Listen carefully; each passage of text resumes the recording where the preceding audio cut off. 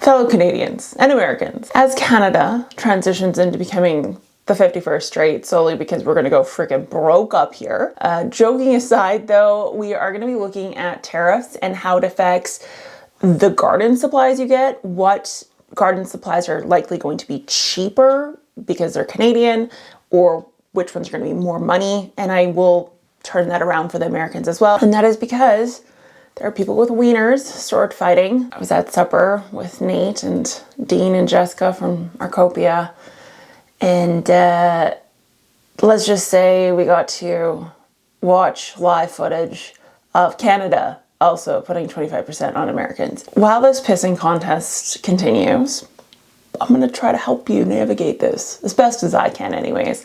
We're also going to be talking about produce. So what produce at the store is going to become more expensive and what you need to grow, I guess, or plan your garden around to help alleviate the pain of some of these groceries going up in price. So first off, let's talk potting soil. I am going to talk about an alternative to potting soil that you can make here in a different video. But in the meantime, if you are scoping out what potting soil to purchase, Miracle-Gro and Pro Mix, I think, are probably the two main ones. Miracle-Gro is American and Pro Mix is Canadian, 100%. And this also includes the Sunshine Mixes. Mix 4 is my favorite. These ones are all Canadian. So when you are going to purchase products, even fertilizer products, go for Pro Mix if you're Canadian. And if you're American, go for Miracle-Gro because Pro Mix is going to get more expensive for Americans and Miracle-Gro is going to get more expensive for Canadians. Now this will be particularly worse by a lot for the Americans, and that is just the fact that peat moss in general comes out of Canada. Now you're probably thinking, okay, fine, I'll just use coconut coir. But it goes a little deeper than that. And the reason it goes deeper than that is because gardeners are such a small faction of where peat moss companies make their money, or potting soil companies make their money. The bulk of what their investment goes into, the bulk of who they're advertising to is actually food production. So we're talking greenhouses that produce starts like tomatoes. We're talking greenhouses that obviously do like tropical plants, that sort of thing. So because of that, the gardening world is like a little itsy bitsy part of their revenue. The bulk of it is food production. So Americans can expect their potting soil to go up in price along with anything that is started or grown in potting soil. So that can include various different forms of produce, along with obviously seedlings you would get at your nurseries, that sort of thing. So the next one is perlite. And the reason I bring this one up is because it is in potting soil and it's kind of one of the main ingredients in potting soil that we very commonly see, and therefore it does have the potential to increase the cost. This does not come from the US, it comes from Mexico and it comes from China. Like China. Mostly. That means Americans, perlite's going to become more expensive for you guys. Canadians, we should be okay so long as we play nice with Mexico and China. I'm sure that will stay fine. I don't know. At this point, we're living in a fever dream. But perlite, Americans stock up, I guess you could say, if that is a product that you use quite often. However, Americans, don't worry. You don't produce perlite, but you do produce pumice. And because of that, as a substitute to perlite, it may be the cheaper option. It also lasts longer and is more durable, and you don't have to replace it. So that's fun fact. Meaning, if you wanted to escape potentially higher prices, you could make your own potting soil by introducing pumice because of how much you guys do produce. The Caribbean also produces pumice. So I actually don't see the price of that one increasing too much for anybody. I don't think. I guess we'll see. Next up is vermiculite. Now this one makes me so sad because this is one of my seed starting babies. Like I use this stuff religiously for seed starting, and it's solely made in the US. So because of that, Canadians either stock up on it or you're gonna have to forego it. I will say this one, I don't have an alternative for. There is no alternative for vermiculite. It is what it is as a product and it is fantastic. Depending on how much it goes up, I would be willing to pay the price for it just based on the performance that I perceive it gives me in regards to seed starting and just seedlings in general. So yeah, vermiculite is definitely American. Next up is lime. So the reason I included lime in this is obviously because it will adjust your soil pH when we're talking mineral soil, but it also is responsible for helping build potting soil. So there's actually a substantial amount of lime in potting soils that are both manufactured along with ones that are made at home, or there should be lime for the ones that are made at home if you're making it correctly. This one actually is kind of just made everywhere. Lime it's just calcium carbonate. So it's locally mined. This one I don't expect to go up. So yeah, that one you're probably okay with and you don't have to kind of watch out for. Other than of course buying what's in your country. So Americans buy American, Canadian buy Canadian, because I mean, we love each other in the gardening world, but it's just a principle of the thing. Next up is coconut coir. This is not made in America, and shockingly enough, not made in Canada either. It comes from Southeast Asia, where it is then manipulated into what you see as a potting soil. Now, the manipulation does take place in the US, but it also takes place in Canada, depending on the manufacturer. So ProMix has their own line. I don't know if Miracle Grow does. If they do, I'll include it here. Through talking to the media scientists that work in this industry, they kind of get like these big bales and they actually sort through the material, make it into what you buy as a product, direct home base. So ProMix themselves will deal with it. I know that one for sure.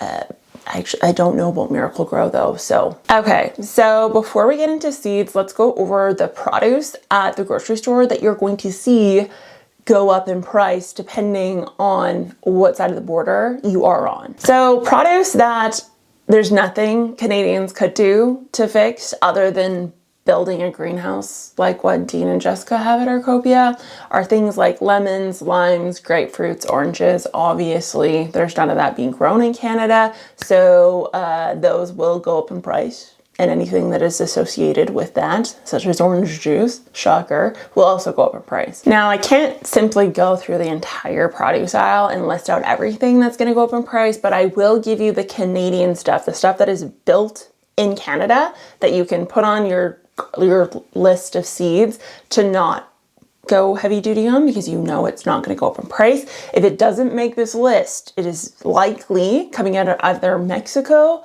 or the US, and therefore, depending on what you want to do, you may choose to actually grow these in your garden. So we have apples, pears, blueberries, strawberries, raspberries, cherries, plums, Saskatoon berries, haskap. The fruits actually, it's quite an extensive list. It pretty much is just like the citrusy stuff. Obviously like pineapples, mangoes, that sort of thing. A lot of that isn't really even for like some of it is from the States, but a lot of it is from other countries as well. So that world you should be okay. For Americans, what might hurt you a little bit is the fact that we produce a lot of wheat, canola, mustard, rye, barley, and soybean. Corn is on the list too, but that one is kind of, I think Canadians are going to suffer more from the corn world because of how much you guys do produce in the US. So of course, anything that involves any of these products, wheat all the way to canola oils, cooking oils, that sort of thing. A lot of processed foods have canola oil in it. A lot of processed food have corn in it. So you could expect things that aren't whole food to increase in price. Whole kernel corn from the frozen section, I don't see that going up hugely, nor do I see just like the bins of corn you get once corn is in season going up in price, because obviously that's pretty local. It doesn't really come from too far away. So those ones should be okay. But the processed food world I actually do see increasing. And this one, obviously, there's nothing you can do about it other than cooking your own stuff. And there's a lot of dupes out there for a lot of good stuff, so check those out. Okay, the last category is gonna be vegetables. So we're talking things like potatoes, carrots, onions, cabbage, cucumbers, tomatoes, zucchinis. And yes, I know cucumbers and tomatoes are technically fruits, but regardless, those are grown in Canada. Now, some of these go in and out of season, obviously, to an extent, but There are greenhouses kind of all over Canada. In Ontario, there's a lot, as well as I believe in Alberta has quite a few produce greenhouses that do run all year. So it's not impossible. And potatoes are one that we produce a substantial amount of. The US obviously also produces a lot of potatoes. Idaho, I drove through Idaho. There is a giant potato in Idaho, so I'm assuming they grow a lot of potatoes. Not only that, I saw like mounds of potatoes being processed, and you wouldn't have to go too hard on growing in the garden because you can source those locally throughout the winter months as well. Particularly like the potatoes, the carrots, the onions, because they do store so well. One main one I do want to say, like I said, I can't list all the American products or produce that's going to go up in price here for Canadians, but one I will say is going to be lettuce. So yes, you can get lettuce locally. Canadian grown lettuce that you find in the grocery store is quite expensive. Combine that with the fact that like Andy Boy, I think it's Andy Boy, it's like the pink package. That is like, you see it all over the shelves in Canada. That for sure is American. So if you like romaine lettuce, that is one you really want to add to the seed starting list. And more specifically, the romaine lettuce is one that does have to be started indoors early. I will talk about it when the time comes, when to add it to your seed starting list. It's not February. That's not when you should do it. So don't rush, but it's definitely one, if you enjoy that type of lettuce, it's something you should seriously consider growing, because even the Canadian version is quite expensive, I find anyways. Okay, when it comes to seeds, this one, for the most part, when you go to the store, the Canadian stuff it's Canadian, because seeds technically don't go over borders well due to customs issues and just like biohazards and that sort of thing. There's a lot of work that has to go into allowing specific ones over the borders. So Canadians, OSC, Ontario Seed Company, we have West Coast Seeds, and then there are a ton of local small seed companies and Geek Crew. Put it down below which ones are out there that you personally find to be ethical and have good germination rates, and you feel as though aren't going to rip someone off. Pop the name down below so other Canadians can find it. The larger seed companies do import seeds, and some of those imported seeds will come from America, and therefore the prices of some of the seeds at like OSC or West Coast will go up in price. Mackenzie's is another one, but some won't. So that is something to keep in mind depending on where they source them from. But the little local guys, they obviously are born and bred in Canada. We're talking people who just like get seeds out of their small little market garden type thing. For Americans, Burpees and Baker's Creek are two larger sized American seed companies that you can see on shelves in Canada. So you can expect Burpees and Bakers to go up if you see them on the shelves. And obviously for Americans, if you see West Coast or OSC or Mackenzie's on the shelves, you can expect those to go up on your end because of the sword fighting that's taking place. I think it's safe to say that we are going to be onboarding a lot of new gardeners on both sides of the border. So if you are new here, hi, welcome to the Geek Crew. We're both American, Canadian, Australian, and all over the world. We are not all Canadian on this channel. I don't even think there's 100,000 Canadians in Canada that garden, to be totally honest with you. I love you, America, despite being mean lately. It's okay. We were mean back, so I'm sorry for that as well. While becoming the 51st state would be cool to be part of that history, alive when that happened, I don't think I want to go through the turmoil of it because it's going to be painful. So I'm going to just say I don't want to be the 51st state because it's going to hurt a lot if we have to. And we don't have a military, so if you guys just want to do it by military force rather than economics, greatly appreciated, because you could like literally just walk over the border and we'd be like, oh hey, how's it going? The times we live in. I will talk to you guys next time. Bye.